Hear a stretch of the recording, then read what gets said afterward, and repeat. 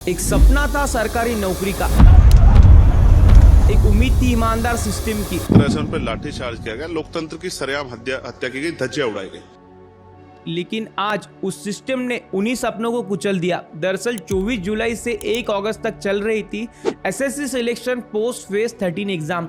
लाखों स्टूडेंट्स ने तैयारी की थी, कुछ ने 1 साल, कुछ ने 2 साल और कुछ स्टूडेंट ने टोटल 5 साल से तैयारी की थी। लेकिन एग्जाम वाले दिन क्या हुआ, सर्वर डाउन हो गए, कंप्यूटर क्रैश हो गए। कई स्टूडेंट को तो 500 किलोमीटर दूर के सेंटर मिले और कुछ को तो एडमिट कार्ड भी नहीं मिला, और मिला तो बस एक दिन पहले। 5 बच्चों के साथ सिस्टम बंद हो गए थे, फिर उनको रीअसाइन करा गया। बट एटलीस्ट अब माउस तो चले, सर्वर तो सही चले। ऑन द स्पॉट सेंटर कहीं चेंज कर दिया जाता है। और फिर दिल्ली के जंतर मंतर पर एक ही आवाज उठी, हमें न्याय चाहिए, हमें न्याय चाहिए। थाउजेंड्स ऑफ एस्पिरेंट्स और टीचर्स ने प्रोटेस्ट किया। नीतू सिंह जैसी मैम भी साथ में आ गई, लेकिन उनका स्वागत क्या हुआ? उनका वादा है कि हम लोग इस लायक नहीं है कि हम लोग बच्चों की आवाज उठा सके। एसएससी ने बोला कि एग्जाम कैंसिल नहीं होगी। तो क्या ये बोलने से स्टूडेंट के मन का दर्द कैंसिल हो गया? जिन स्टूडेंट्स का सपना था एक बड़ा ऑफिसर बनने का, उनको एक फेयर एग्जाम चांस देना भी नसीब नहीं हुआ। गवर्नमेंट ने कहा कि जिनको दिक्कत हुई है उनको दोबारा एग्जाम चांस मिलेगा, पर क्या सच में मिलेगा या फिर एक और रात होगी जो बिना नींद की कट जाएगी? ये वीडियो सिर्फ एक प्रोटेस्ट के बारे में नहीं है, ये वीडियो है रिस्पेक्ट की, ये वीडियो है ट्रांसपेरेंसी की, और ये वीडियो है एक बेहतर भारत की। नमस्कार दोस्तों, आइए पूरे बारीकी से शुरू करते हैं इस वीडियो को। एसएससी एग्जाम मतलब staff selection commission exam. SSC exam अगर सिंपल वर्ड में कहा जाए तो ये सेंट्रल गवर्नमेंट जॉब्स का मेन गेटवे है, जो हर साल अलग अलग कॉम्पिटिटिव एग्जाम को कंडक्ट करता है ताकि सेंट्रल मिनिस्ट्रीज, डिपार्टमेंट और ऑर्गेनाइजेशन के लिए स्टाफ का रिक्रूटमेंट किया जा सके। इसका इस्टेब्लिशमेंट हुआ था 1975 में under department of personal and training, DOPT, जो आता है गवर्नमेंट ऑफ इंडिया के अंदर। अब एसएससी के अलग अलग लेवल के एग्जाम्स होते हैं, जैसे एसएससी सीजीएल मतलब कंबाइंड ग्रेजुएट लेवल एग्जाम, जो ग्रेजुएट स्टूडेंट्स के लिए होती है, जिसमें income tax inspector, CBI sub inspector, assistant section officer, ऐसे अलग अलग पोस्ट मिलती है। इसी तरह होती है एसएससी सीएचएसएल मतलब combined higher secondary level exam, जो 12 पास कैंडिडेट होते हैं उनके लिए ये एग्ज़ाम होती है, जिसमें पोस्ट मिलती है lower division clerk, data entry operator, postal assistant, ऐसे अलग अलग पोस्ट होती है। सेम इसी तरह एसएससी एमटीएस भी होती है, मल्टीटास्किंग स्टाफ वाली, जो 10 पास कैंडिडेट के लिए होती है। इसी तरह एसएससी जेडी कांस्टेबल होती है, जो पैरामिलिट्री फोर्स के लिए यूज़ की जाती है, जिसमें बीएसएफ, सीआरपीएफ ऐसे अलग अलग पोस्ट मिलते हैं। और इसी तरह एसएससी जेई भी होती है, मतलब जूनियर इंजीनियर्स के लिए, जो इंजीनियरिंग डिप्लोमा और डिग्री होल्डर्स है उनके लिए ये एग्ज़ाम होती है। और इसमें आपको पोस्ट मिलती है सीपीडब्ल्यूडी, एमईएस, ऐसे अलग अलग। और इन सब की तरह ही एसएससी स्टेनोग्राफर भी होती है, जो स्टेनोग्राफर स्किल टेस्ट के लिए एग्जाम कंडक्ट की जाती है। अभी जो लेटेस्ट एग्जाम का फेज हुआ, इस फेज में टोटल 2423 वैकेंसी है, अप्रॉक्स 365 पोस्ट कैटेगरीज के लिए। लेकिन एग्जाम के टाइम सब कुछ सही नहीं हुआ, एग्जाम के टाइम सब गड़बड़ हो गया। एग्जाम के दौरान सर्वर डाउन हो गए, कंप्यूटर क्रैश हो गए, जिसकी वजह से कई स्टूडेंट एग्जाम देने में प्रॉब्लम फेस कर रहे थे। कुछ स्टूडेंट को तो उनको एग्जाम सेंटर बहुत दूर के मिले, जहां पर उनके लिए जाना भी बहुत मुश्किल था। कई स्टूडेंट को तो एडमिट कार्ड भी नहीं मिले, या फिर मिले हैं तो बस एक दिन पहले मिले हैं, जिससे उनकी तैयारी और प्लानिंग दोनों पर अफेक्ट हो गया। और इन सब चीज़ों की वजह से शुरू हुआ एक प्रोटेस्ट, हमें न्याय चाहिए, हमें न्याय चाहिए। दरअसल कुछ साल पहले सेम प्रोटेस्ट महाराष्ट्र में भी हुआ था। एमपीएससी का प्रोटेस्ट महाराष्ट्र में हुआ था। एमपीएससी यानी महाराष्ट्र पब्लिक सर्विस कमीशन एक ऐसी सरकारी बॉडी है जो महाराष्ट्र में ग्रुप ए और ग्रुप बी ऑफिसर्स के रिक्वायरमेंट के लिए एग्जाम कंडक्ट करती है। हर साल लाखों स्टूडेंट्स अप्लाई करते हैं, तैयारी करते हैं, दिन रात मेहनत करते हैं, सपने लेके आते हैं डीवाईएसपी, तहसीलदार और बहुत सारे प्रेस्टिजियस पोस्ट के लिए।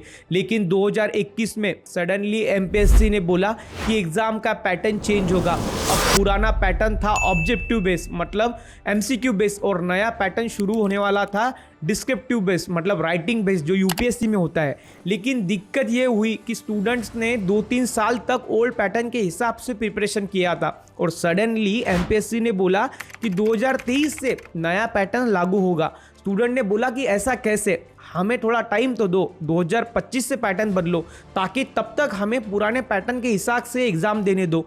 और फिर शुरू हुआ एक प्रोटेस्ट। महाराष्ट्र के हर एक कोने से स्टूडेंट सड़क पर उतर गए। पुणे, मुंबई, नागपुर, नासिक ऐसे अलग अलग जगह से प्रोटेस्ट आना शुरू हुए और सोशल मीडिया पर पे हैशटैग ट्रेंड हो गए, hashtag MPSC protest, justice for MPSC student. Student ने हाथ में कार्ड्स लिए, कुछ ने तो भूख हड़ताल भी की और लड़कियां भी इस प्रोटेस्ट में शामिल हो गई। कॉलेज ड्रॉप आउट्स भी आए। स्टूडेंट्स बोल रहे थे कि 3 साल से हमने पढ़ाई किया है, अब आखिरी वक्त पर नया पैटर्न अगर चेंज करोगे तो ऐसा चेंजेस सिर्फ इलाइट स्टूडेंट्स के लिए ही ठीक है। गांव वाले पुअर बैकग्राउंड के स्टूडेंट्स को समझने में थोड़ा दिक्कत जाता है, थोड़ा डिफिकल्टी लगता है, थोड़ा टाइम आता है। और हम सिर्फ एक फेयर चांस मांग रहे हैं, हम न्याय मांग रहे हैं।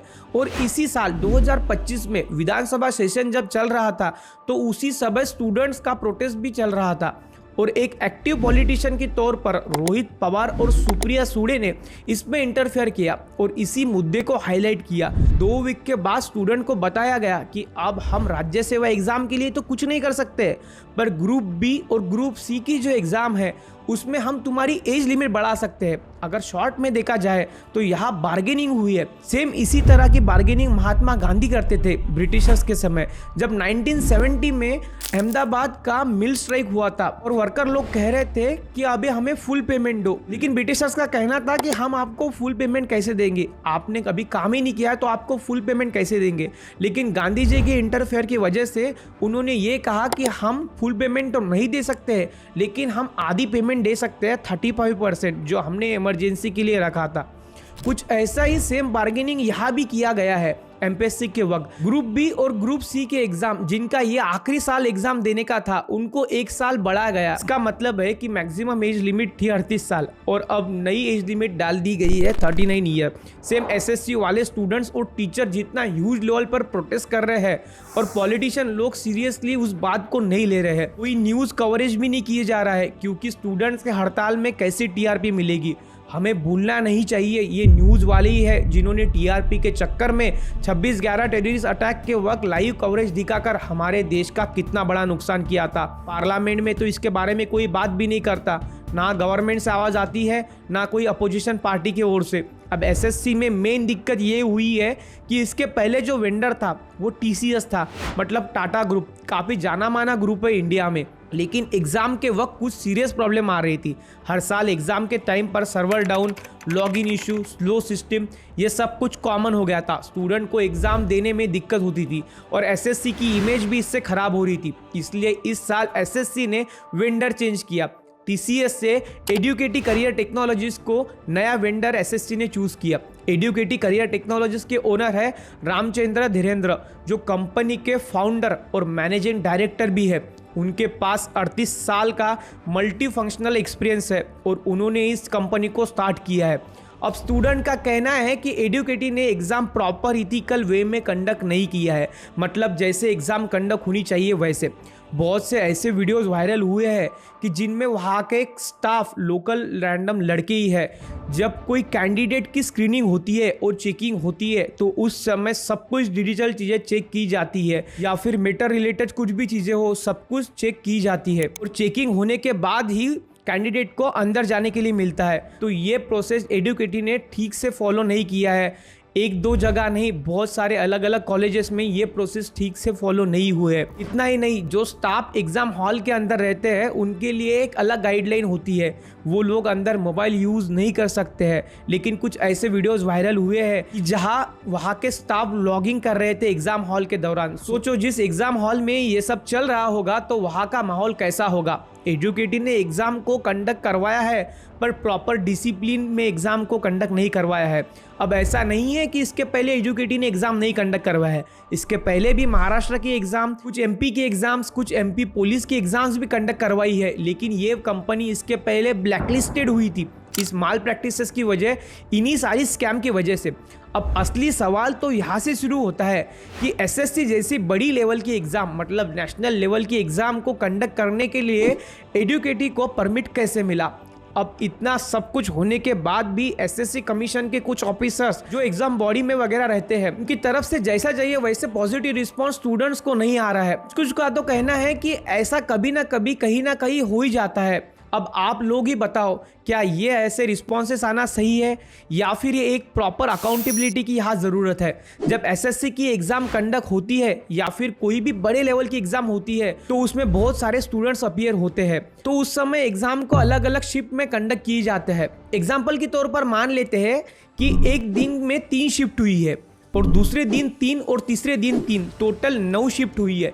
अब ये टोटल 9 के 9 पेपर भी अलग रहने चाहिए, लेकिन प्रोटेस्ट के वक्त कुछ टीचर्स ने ऐसा क्लेम किया कि मोर देन 50% क्वेश्चन रिपीट हुए हैं। अगर टेक्निकली देखा जाए तो मैक्सिमम 5 to 10% क्वेश्चन रिपीट होने चाहिए, मतलब 100 में से 10%। अभी देखो, अगर कोई स्टूडेंट पहले शिफ्ट में एग्जाम दे के आता है, उस समय उसमें जो क्वेश्चंस ध्यान से उसने पढ़े थे, ध्यान से उसमें देखे थे, वो उसने ऑनलाइन आके ये सारे क्वेश्चन ऐसे के ऐसे स्टूडेंट्स को बता दिए, मतलब ऑनलाइन आके स्ट्रीमिंग करके बाकी एग्जाम्स कैंडिडेट को ये बता दिए कि हमने ऐसे ऐसे क्वेश्चन मुझे आए थे। अब मान लो कि इसमें से कुछ व्यूअर्स ऐसे थे कि जिन्होंने ये जो वीडियो शेयर हुआ है, ये वीडियो में जो भी सेम एग्जाम्स के क्वेश्चन है वो same to same online check करके एग्जाम को नेक्स्ट दिन के लिए चले गए, और नेक्स्ट दिन क्या हो गया, same to same question students को दिख रहे हैं और स्टूडेंट्स के ये सारे क्वेश्चन रिपीट हो गए और ऑलरेडी ये क्वेश्चन सॉल्व करके आए थे।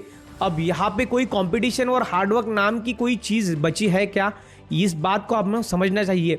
ऐसे भी कुछ टीचर्स ने क्लेम किया है, मतलब सीधी भाषा में कहा जाए कि अकाउंटेबिलिटी और रिस्पॉन्सिबिलिटी इस वेंडर ने जैसे चाहिए वैसे नहीं ली है। अब स्टूडेंट टीचर्स की जो कुछ मांग है एसएससी से, तो वो एसएससी ने एटलीस्ट ग्राउंड लेवल पर आके स्टूडेंट्स और टीचर्स को जो कुछ डिमांड है वो सारी सुननी चाहिए, एटलीस्ट न्यूट्रल रहना चाहिए इन सारे इसको लेके और सोल्यूशन निकालना चाहिए। उल्टा अथॉरिटीज़ बोल रही है कि ऐसा कुछ चलता ही रहता है। अब क्या सच में ये पॉजिटिव आंसर हुआ है या फिर ये कोई एक ऐसी चीज़ है जो ये सब ढकने के लिए बोली गई है? ये तो वही बात हो गई, जब इंडिया में किसी लड़की का अगर रेप होता है तो लोग उसमें कहते हैं कि वो लड़की की गलती थी, लड़की ने ही छोटे कपड़े पहने थे। अब इन सब के बीच में एसएससी ने अपना लेटेस्ट स्टेटमेंट दिया है। एसएससी के चेयरमैन मिस्टर गोपी कृष्णन ने इसमें कहा है कि पूरी एग्ज़ाम कैंसिल बिल्कुल नहीं होगी, पर जिन स्टूडेंट्स को टेक्निकल ग्लिचेस या एडमिनिस्ट्रेशन के टाइम तकलीफ हुई है उनके लिए एग्ज़ाम रिकंडक्ट किया जाएगा।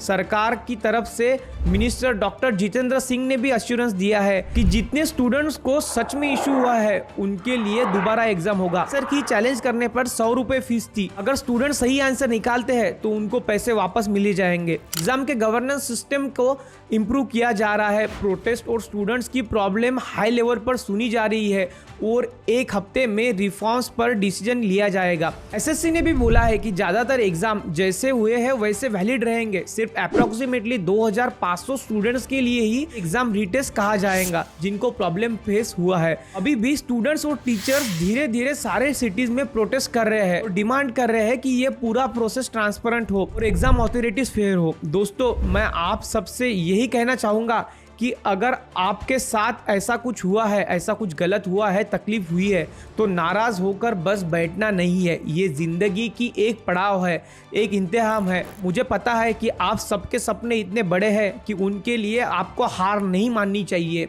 ऐसे मूवमेंट्स में अपना हौसला नहीं खोना चाहिए, अपना हौसला तोड़ना नहीं चाहिए। अपनी मेहनत कंटिन्यू रखो। जो एग्ज़ाम आज नहीं हुए वो कल दोबारा ज़रूर होगी। आपकी मेहनत वेस्ट नहीं होगी। दूसरे एग्ज़ाम की तैयारी शुरू करो, नए इरादे बनाओ, नए गोल सेट करो, अपनी मेहनत को खुद पहचानो, अपनी मेहनत बनाए रखो और अपने उन सारे सपनों को, जज्बात को एक साथ फिर से दोबारा से रिस्टार्ट करो, क्योंकि एक सच्चा स्टूडेंट्स कभी हार नहीं मानता है, वो सिर्फ सीखता है और आगे बढ़ता रहता है। तो उठ जाओ, तैयार हो जाओ अपने आने वाले एग्ज़ाम्स के लिए। तुम्हारा फ्यूचर तुम्हारे ही हाथ में लिखा है।